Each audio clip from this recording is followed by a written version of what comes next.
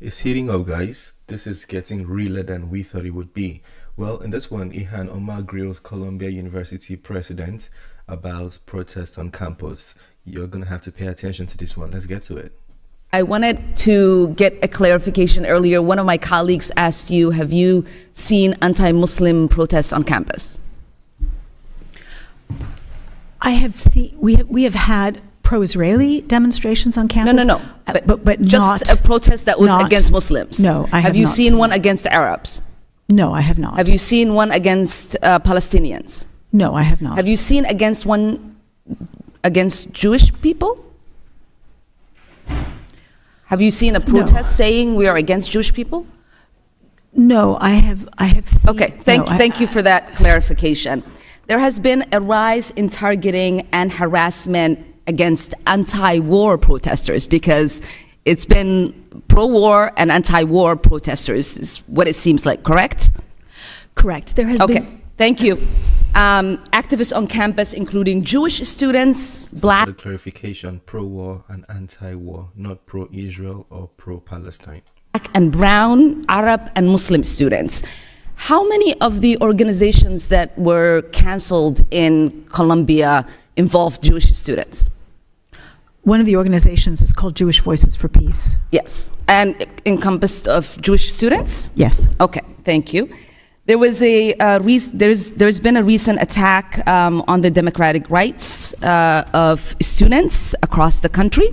I was appalled to learn that in April, Colombia suspended and evicted 6 students for their involvement in the pro-Palestinian panel event on campus.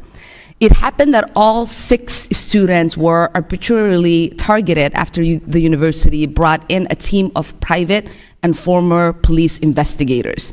These investigators harassed, intimidated Palestinian students at their homes, demanding to see students' private text messages and sent threatening emails to the leaders of those pro-Palestinian groups. I would like to ask you to speak a little bit more to this situation and ask you if you guys have utilized private former police investigators before, or is this the first time? So this was a very serious case. We had students who on an online If you could call, shorten your answer, that would be really appreciated. of course, who invited people who were inciting violence, and that is unacceptable. And so we needed to get to the bottom of it. Yeah, we need to pay attention to the term. She said inciting violence. Was it really inciting violence? Because if they were, then that's a criminal case and they deserve what they got from the police officers. But were they really? And so that's why we brought private investigators along with notifying How the secure FBI. were you these students that you evicted and suspended were involved? Did you do any investigation? Was there a hearing? They refused to cooperate with the investigation, and so until they do so, they are suspended. Okay, thank you. And then in January, there was an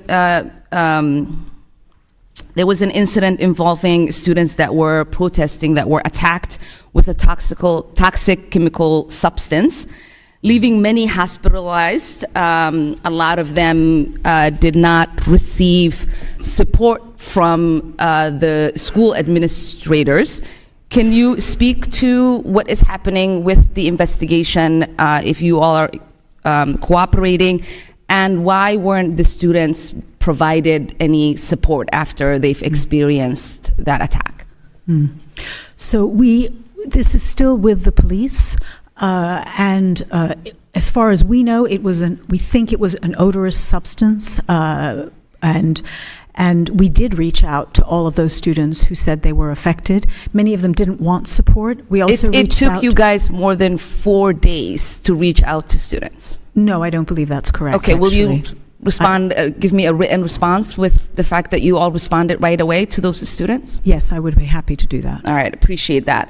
And it looks like there's been a lot of doxing and harassment that has taken place. What protections are a student being provided? We created a doxing resources group to support students. There were many students who were affected by this. Muslim students, Jewish students, and completely, other students. That group we had 90 students reach out to that group to get support in terms of both technical support, legal support, privacy scrubbing, and so on. And before I run out of time, I wanted to ask What do your rules say about professors that harass students online, like Professor Shai Davidar has done, and professors who directly attack you as the president as a coward and a liar?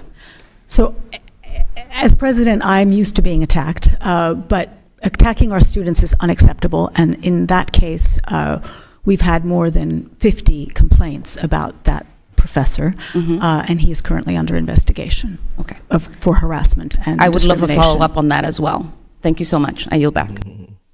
Yeah, my advice to this, it's not particularly I wanted to to criticize people for, where they choose to stand in this regard, but I would think prioritize your reason for being in school. That would be my major advice to the students. Prioritize your reason for being in school so you don't get involved in a mix that could, take you to the wrong side. Whatever you think the wrong side might mean, that's up to you. But prioritize your reason for being in school. Go there, study. If you want to be involved with this, let it be when you're with your family, your people. You can feel more protected in a situation like that. But in a school with younger people, you could easily get violence. You could easily get rough. You could easily get malhandled. But prioritize your reason for being in school. That's just the advice I'm going to give to these young people. And I'm saying that because I've been in school before. I have my master's degree, and I've been in situations where we protest or there's some kind of activism, and it erupted into situations that escalated, and we couldn't handle it. So people get injured, but in some cases, in Nigeria, there's been cases where students die because of things like this. People who disagree with your views think you're being disrespectful to them, and then they come to attack you. So prioritize the reason why you're in school. That's just my advice to the students. But anyways, I respect your cause. I respect whatever you're protesting. I mean, it's always good to speak out. It's a good thing, but you can do that in a debate manner. Set up a very formal setting and you debate about it. Speak about it in a formal setting. But the activism on the street, the protest on the street, it could turn into a riotous event sometimes. Hopefully the way I conveyed my point is understandable. But if you want to correct me, critique me, anything, please feel free to do so. I'm not the all-knowing, so feel free to share your thoughts as well, educate me, because I might be entirely wrong as well. It's the end of this video.